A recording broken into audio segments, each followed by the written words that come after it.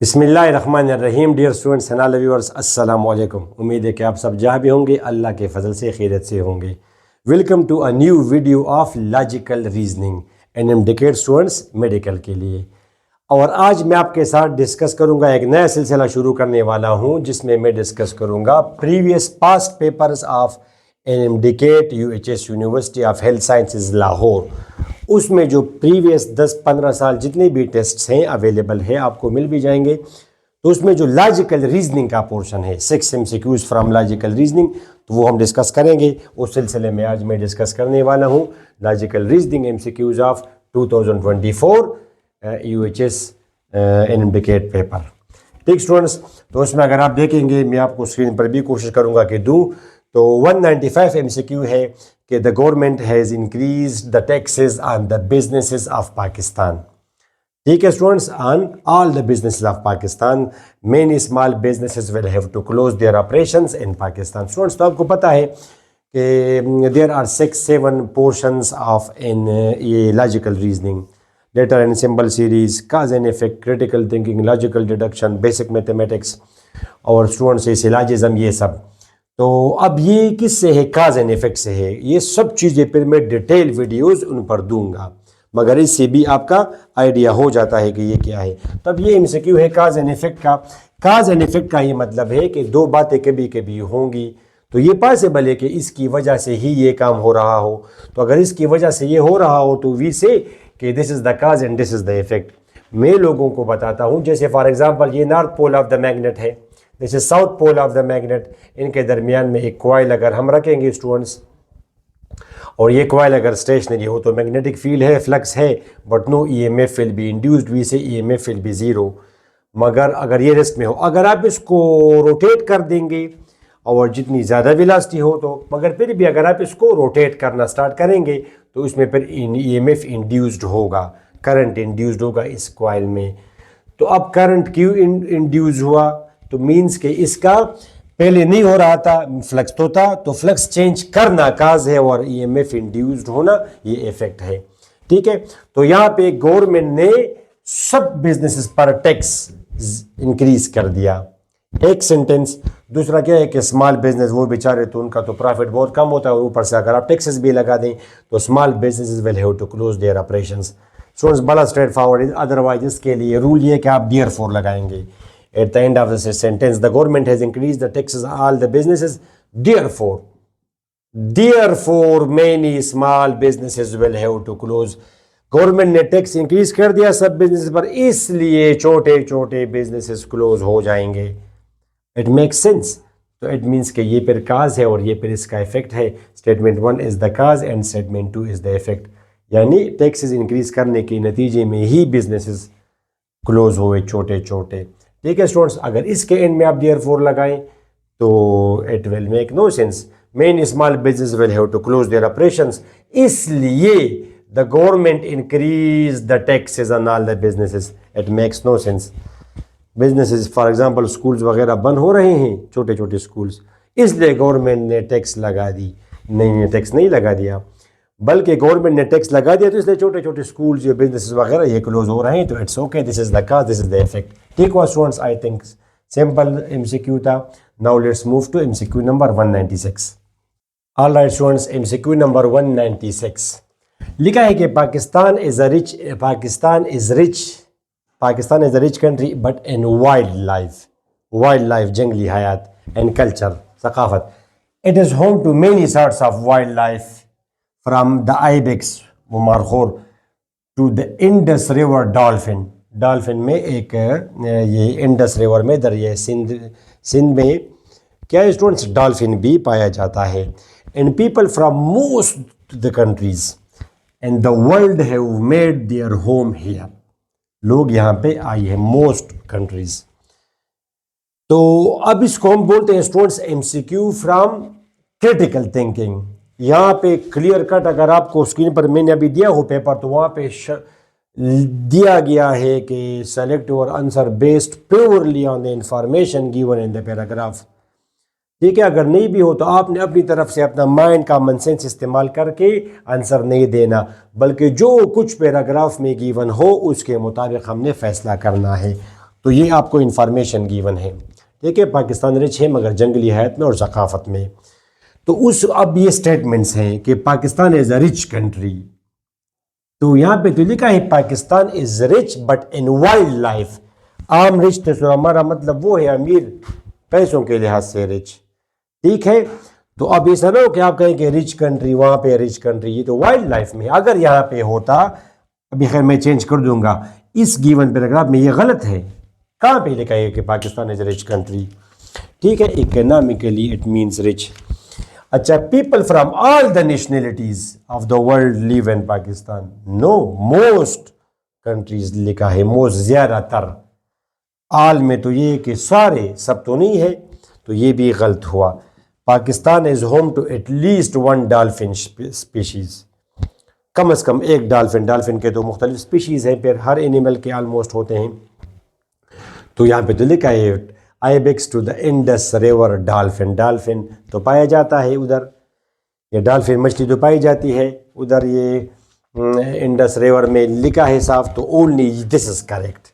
तो ऑप्शन 3 कहाँ पे है, ये option number A is correct, ठीक है स्टूडेंट्स। अगर यहाँ पे होता Pakistan is rich in wild life, फिर तो ये गिवन है स्टूडेंट्स, फिर the correct option would B 1 and 3।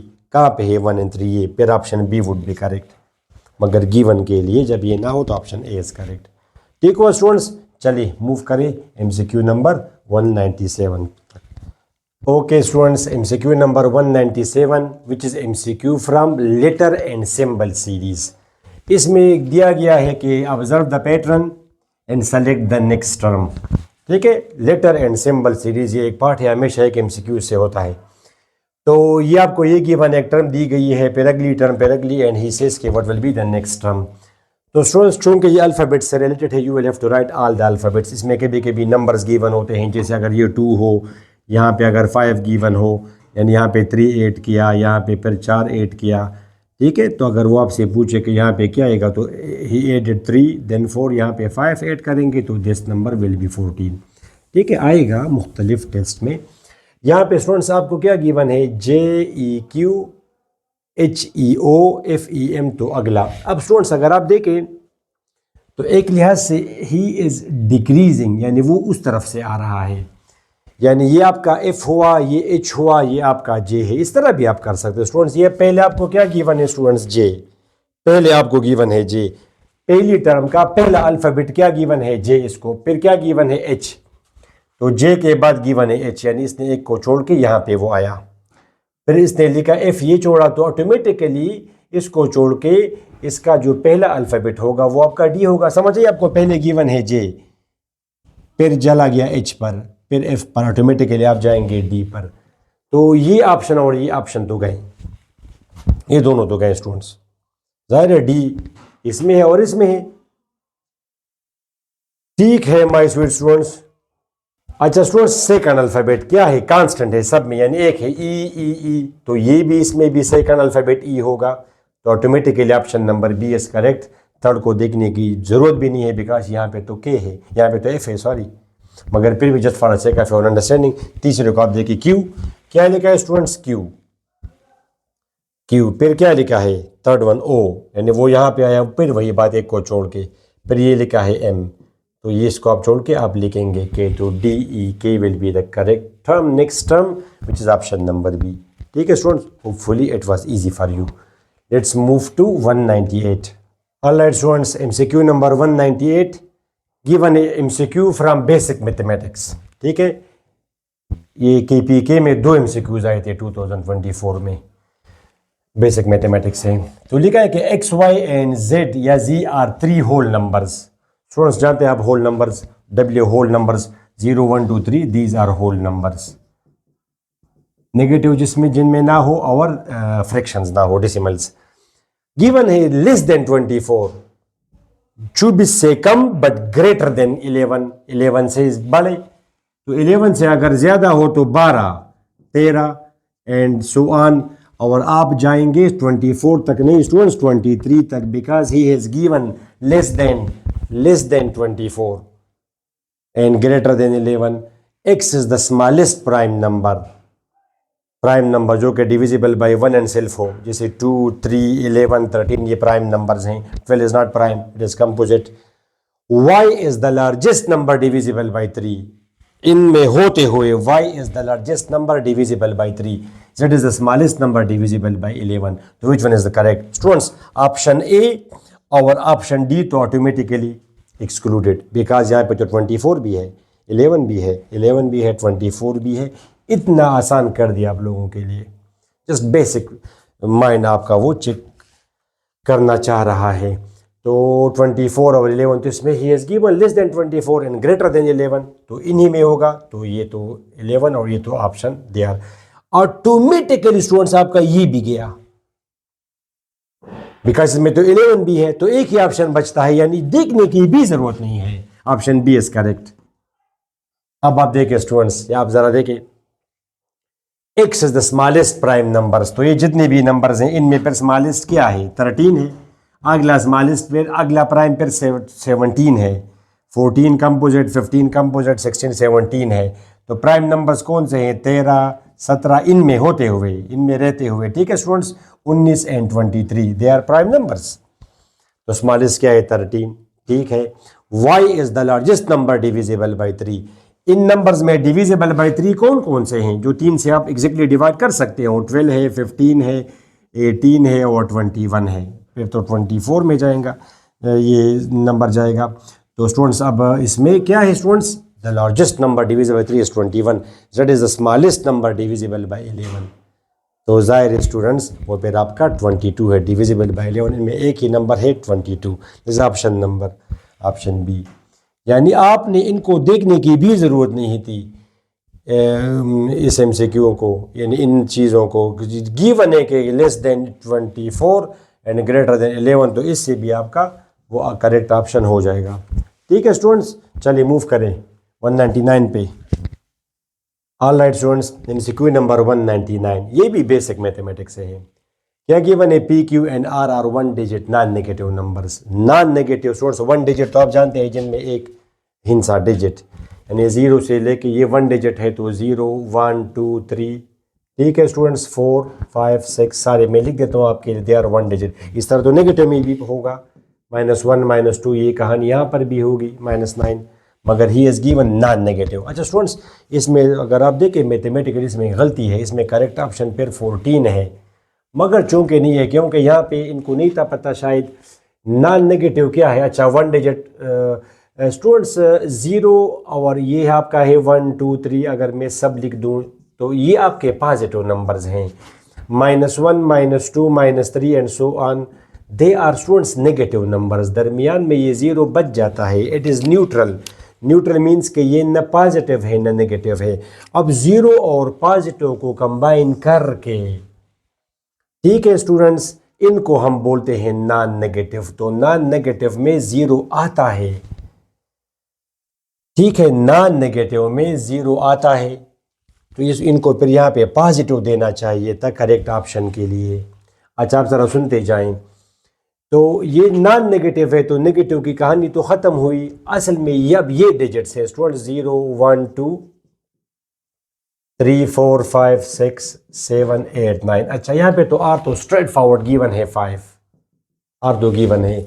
लिखा है कि Q is the largest odd number जो कि 2 से डिविजिबल ना हो, एग्जैक्टली 2 से डिविजिबल। जैसे 7 अगर आप 2 से डिवाइड करेंगे तो 3.5 आएगा, डिवाइड हो तो गया मगर नॉट एग्जैक्ट है, एग्जैक्टली तो ना हुआ, 3.5, तो ये फिर ऑड नंबर नहीं है, ये ऑड नंबर है, सॉरी, एग्जैक्टली डिविजिबल बाय 2 ना हो तो वो ऑड नंबर है।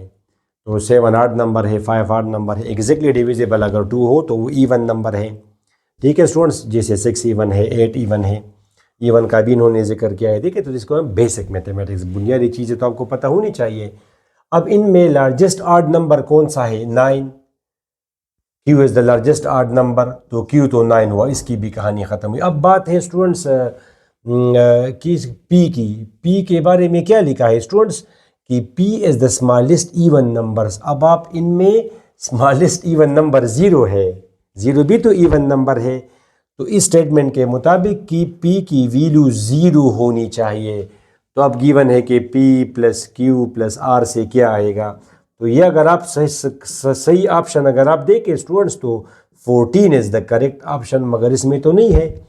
तो इन्होंने फिर स्मॉलेस्ट क्या लिया है स्टूडेंट्स, ये 2 लिया है, तो ये गलती उन्होंने की है।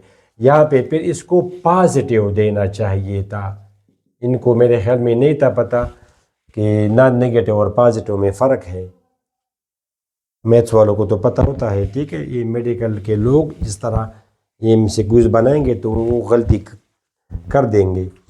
तो स्टूडेंट्स तो फिर आप ये सारे स्टूडेंट्स लेक्चर ख़त्म भी कर दिया था, ये भी डिस्कस कर रहे, फिर जब देखा तो चार्ज ख़त्म हो गया था, mobile was off. It's okay, no problem. तो मैं ये आपके साथ डिस्कस कर रहा था कि सही वैल्यूज़ अगर आप देखें तो P की वैल्यू 0 है, तो P plus Q plus R से आएगा 14, मगर ये तो नहीं है। तो इन्होंने चूँकि नॉन नेगेटिव और पॉजिटिव में फ़र्क नहीं इन्होंने किया, तो P की वैल्यू इन्होंने 2 ली है। तो 2 अगर आप देंगे तो फिर आपको मैंने क्या बताया कि नॉन नेगेटिव की जगह वहाँ पे क्या देना चाहिए था, positive. They are 1 digit positive numbers. तो फिर आप 2 डालें 16, तो फिर ठीक है। खैर उस लिहाज से फिर आप एडजस्टमेंट भी करें अपने लिए, अगर इस तरह कोई गलती आ गई मैथ्स में। ये तो ज़ाहिर है गलत है। अगर आप यहाँ पे मल्टीप्लाई करेंगे 9 ज़रबी, पाँच स्टूडेंट्स बोलते सर जी व्हाट इफ़ इन दोनों को मैं जमा करूँ तो 7 ज़रबी 9 है 63 मल्टीप्लाई में अगर हो। हाँ अलबत्ता अगर ये हो तो आप देखें स्टूडेंट्स, ऐसा ना हो कि अगर वो आपको ये देता then correct option would be this one, because ये तो फिर P की वैल्यू 0 है। ये आपके ठीक है स्टूडेंट्स। यहाँ पे अगर 16 होगा तो ये आप देखें Q प्लस R, इनको आप जमा करेंगे तो जो भी आएगा, मगर मल्टीप्लाइड बाई 0 करेंगे तो 0 आएगा, फिर option C would be correct. ठीक है स्टूडेंट्स, तो ये आपका था 99 199 अब 200। अच्छा students 200 MCQ which is from syllogism portion, बताए आपको कि इसको किस तरह सॉल्व करना है, वेन्स डायग्राम बनाएंगे। स्टूडेंट्स लिखा है कि ऑल हैमर्स आर टूल्स, तो ये आपके हैमर्स हो गए, ऑल हैमर्स आर टूल्स, तो दीज आर यूर टूल्स। फिर क्या गिवन है कि some tools are useless things. तो माय स्वीट स्टूडेंट्स अब आप ऐसे बनाएं, मगर ये आप इतना बड़ा बना सकते हैं कि यानी मतलब मेरा ये कि आप इसको ये सभी बना सकते हैं। All hammers are tools, understand, and some tools are, ये आपके टूल्स हैं, तो some tools are useless thing, तो आप ऐसा भी कर सकते हैं कि हैमर्स का और इसका इंटरसेक्शन हो जाए, यानी some useless tools could be hammers or some no hammers is useless thing। Useless thing hammers के साथ इंटरसेक्शन कर भी सकते हैं और कर भी नहीं सकते, तो ये फिर ज़रूरी नहीं होगा। जिस चीज़ की गारंटी ना हो उसको फिर हम नहीं कंसिडर करते, वो आंसर आपका नहीं होगा। और क्या लिखा है स्टूडेंट्स के all useless things are trash, all useless things are trash, तो ये आपका स्टूडेंट्स ये ट्रेश हो गए। सब यूजलेस थिंग्स को ट्रेश में इंक्लूड करना है, अगर ये हो तो यूजलेस थिंग फिर आपके ये हो गए ट्रेश। अच्छा तो अब कंक्लूजन के ट्रू कंक्लूजन क्या होगा, ट्रू होगा जिसकी हमें गारंटी हो। तो लिखा है कि some hammers are trash. Students some hammers are trash, यहाँ पे तो सम हैमर्स ट्रेश है, ये हैमर्स भी है, ठीक है, ये हैमर्स भी है और ये ट्रेश में भी आ गए ये वाले, मगर यहाँ पे तो नहीं है। Some hammers are not trash, no hammer is trash, ये फिर गलत हुआ। सम टूल्स आर ट्रेश, तो सम टूल्स आर ट्रेश ये तो ज़रूरी है, सम टूल्स आर ट्रेश, यानी कुछ ये टूल्स हैं आपके तो कुछ टूल्स आपके ट्रेश में आएंगे।